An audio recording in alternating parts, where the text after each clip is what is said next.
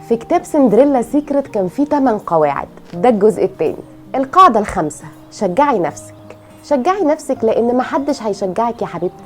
أنا عارفة إن إحنا كلنا عايزين حد يمشي ورانا ويقول سقفوله سقفوله، بس مفيش، معلش، مضطرة أنتي اللي تشجعي نفسك إنك تعملي حاجة. القاعدة السادسة: اتعلمي من كل حاجة بتحصل لك وحتى بتحصل للي حواليكي. ما تعديش حاجة غير لما تتعلمي منها.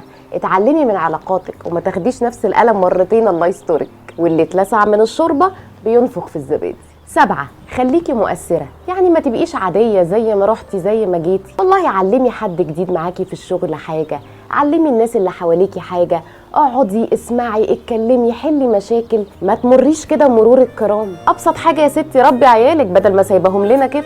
النصيحة المهمة والأخيرة: خليكي قلم رصاص، كل ما يدبري كل ما يكتب أحسن. يعني كل ما الدنيا تيجي عليكي ولا تنشف شوية، طلعي أحسن ما عندك واقوي وخليكي قوية. أنا فيروز يسري ودي حكاية قبل اليوم.